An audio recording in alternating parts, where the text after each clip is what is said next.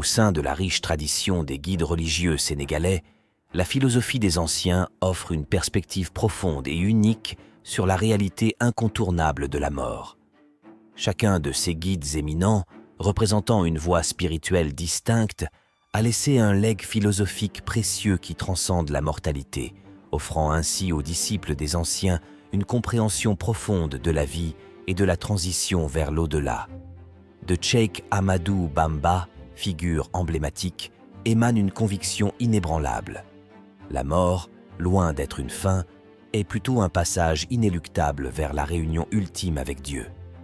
Sa vision transcende la simple appréhension de la mort, la transformant en un acte de retour à la maison, une réunion avec le Créateur qui confère un sens ultime à toute existence.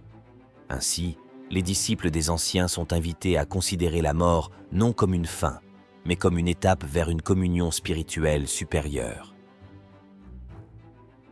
Cette vision se marie harmonieusement avec celle d'El Hadji Malick Sy, représentant d'une voix particulière qui insuffle à sa philosophie une poésie subtile sur la mort.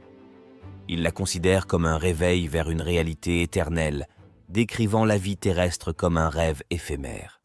Selon lui, la mort marque l'éveil de l'âme vers une réalité plus vaste et permanente.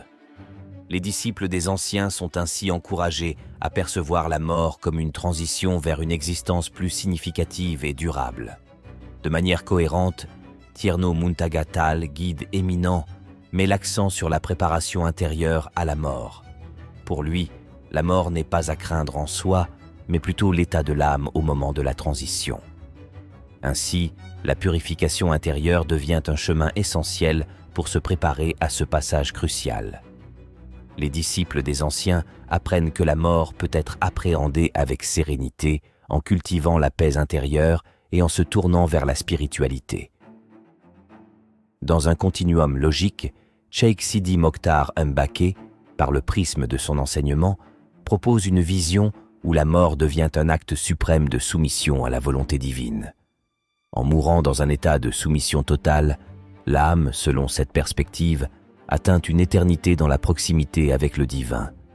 Les disciples des anciens sont ainsi encouragés à intégrer cette soumission comme un aspect fondamental de leur existence, transcendant ainsi la peur de la mort. Cette perspective s'entrelace harmonieusement avec celle de Thierno Saïdou Nourou Tall, figure majeure, qui enseigne que la mort n'est qu'un passage vers une proximité plus grande avec Dieu. Selon sa vision, l'amour de Dieu à travers la vie guide l'âme vers une éternité dans sa lumière, transformant la mort en une transition bienveillante. Les disciples des anciens sont invités à vivre dans l'amour de Dieu, façonnant ainsi leur perspective de la mort comme une transition vers une réalité spirituelle empreinte de bienveillance. Dans cette exploration approfondie de la philosophie des anciens, la mort devient un thème central de méditation. De mon point de vue, contempler ces enseignements offre une compréhension de la mort en tant que transition spirituelle, une continuité de l'existence dans une réalité transcendante. Ces guides nous invitent à transcender la peur de la mort, à nous préparer intérieurement, à vivre dans l'amour de Dieu et à embrasser la soumission à sa volonté. Ainsi, les disciples des anciens, en embrassant cette philosophie, choisissent d'explorer une compréhension plus profonde de la vie et de la mort.